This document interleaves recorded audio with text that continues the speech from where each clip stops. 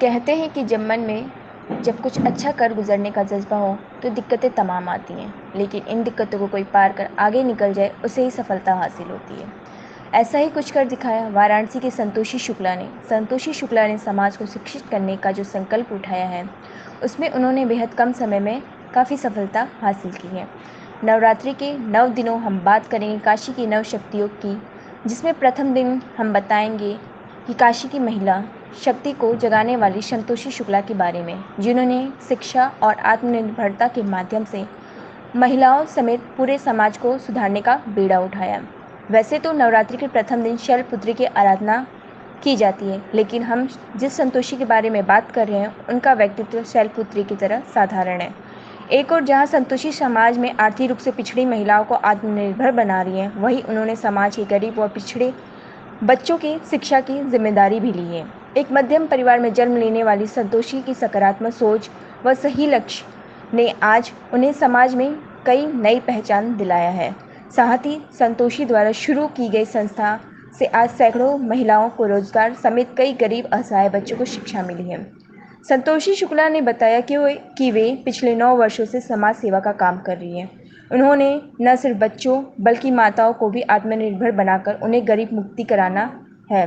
संतोषी ने बताया कि वर्ष 2014 में दीक्षा महिला कल्याण शोध संस्था की स्थापना एक कमरे में महिलाओं को प्रशिक्षण देने के साथ किया गया था। लोग जुड़ते गए, कारवा बनता गया। हमारे लक्ष्य है कि समाज में हर महिला स्वावलंबी बने। उन्हें 9 वर्षों से संस्था चला रही संतोषी ने देखते ही देखते संस्था की दूसरी शाखा भी खोल ली है, जहां सैकड़ों गरीब बच्चों के भीतर शिक्षा की अलग जगह रही है। उन्होंने जिन बस्तियों में लोगों के पांव तक नहीं पड़ते, उन बस्तियों के गरीब बच्चों को पढ़ाने का जिम्मा उठाया है। उनका उद्देश्य। जी मैम, अपने बारे में बताइए, अपने और अपने संस्थान के बारे में। जी, मैं संतोषी शुक्ला दीक्षा महिला कल्याण शोध संस्थान की अध्यक्ष हूँ और विगत 12 सालों से समाज में एक समाज सेवी के रूप में कार्यरत हूँ। कितने सालों तक अभी तक आपने समाज सेवा का कार्य किया और क्या क्या किया है, विस्तार पूर्वक बताइए। जी 12 साल हो गए हैं, जिसमें हम लोगों ने सबसे पहले स्टार्टिंग में 2 ही मुहिम लेकर के चला है। शिक्षा और आत्मनिर्भरता, जो आज समाज में बच्चों को शिक्षा की ज़रूरत है और जो गरीब महिलाएं हैं उनको आत्मनिर्भरता का है, तो इसलिए हम लोगों ने 2 मुहिम लिया है। जिस मलिन बस्तियों में लोग जाने से भाव सिकुड़ने लगते हैं, रहते हैं, नाक मुँह बनाने लगते हैं, जहाँ पे लोग नहीं जाना चाहते हैं, वैसे वहाँ मलिन बस्तियों में जा कर के हम लोग अभिभावकों को जागरूक करते हैं, क्योंकि जो बच्चे हैं वो हमारे आपके घरों के जैसे नहीं हैं कि वो शिक्षा से जुड़ना चाहेंगे। तो बच्चों को जोड़ने से पहले उनके अभिभावक को जागरूक करना पड़ता है, उन्हें समझाना पड़ता है कि शिक्षा जो है उनके लिए कितना महत्वपूर्ण है। बहुत कठिन के बाद जो है अभिभावक तैयार होते हैं और मलिन बस्तियों के बच्चे जो हैं वो हमारे संस्थान में धीरे धीरे आना शुरू करते हैं।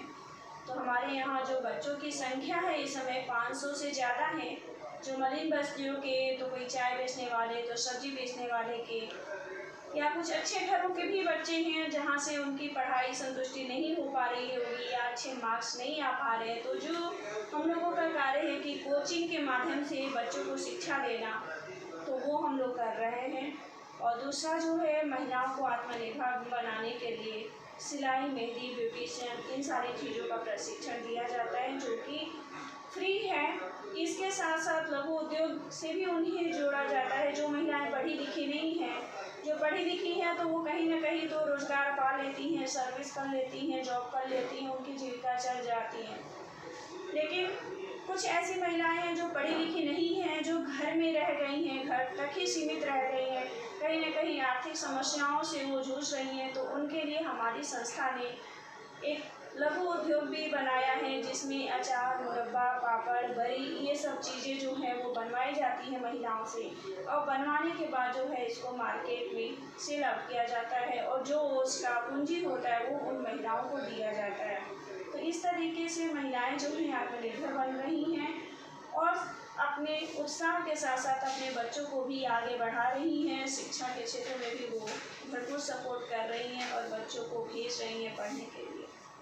क्योंकि नवरात्रि का आज पहला दिन है, माँ शैलपुत्री की आराधना का दिन है, तो इस नाते महिलाओं को क्या संदेश देना चाहेंगी? कि महिलाओं को संदेश ये देना चाहूँगी, सबसे पहले तो नवरात्रि की ढेर सारी शुभकामनाएँ सभी देशवासियों को, सभी जनमानस को, सभी बहनों को। इसमें नवरात्रि में मैं यही कहना चाहूँगी कि नारी का जो पूजन है या कन्या पूजन केवल नवरात्र के समय ही लोगों को याद क्यों आता है, बाकी समय में आप इनकी पूजा क्यों नहीं करते हैं, बाकी समय में आपकी ये जो भाव है वो क्यों नहीं रहता है, क्यों समाज में जो है हर घर में रावण बन बैठे हुए हैं, केवल उन्हें रावण को जो है दशहरे में ही क्यों जलाए जाते हैं।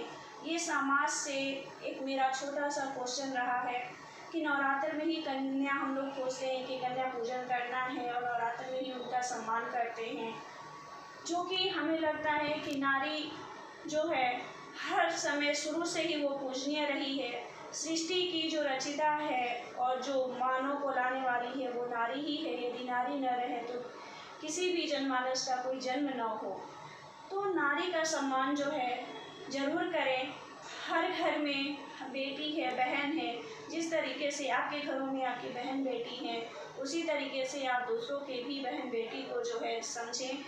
और एक संदेश में देना चाहूँगी कि यथाशक्ति जहाँ पे यदि कहीं किसी समाज में रास्ते पे किसी महिला या किसी बहन बेटी को यदि लगता हो कि हमें सहायता करना चाहिए, या कभी कुछ ऐसे परीक्षाएं के समय आती हैं जिस समय की महिलाओं को, बेटियों को दिक्कत होती है, तो उन सब चीज़ों में ऐसे में महिलाओं की बेटियों को जो है वो सहायता दें, उनकी सुरक्षा करें।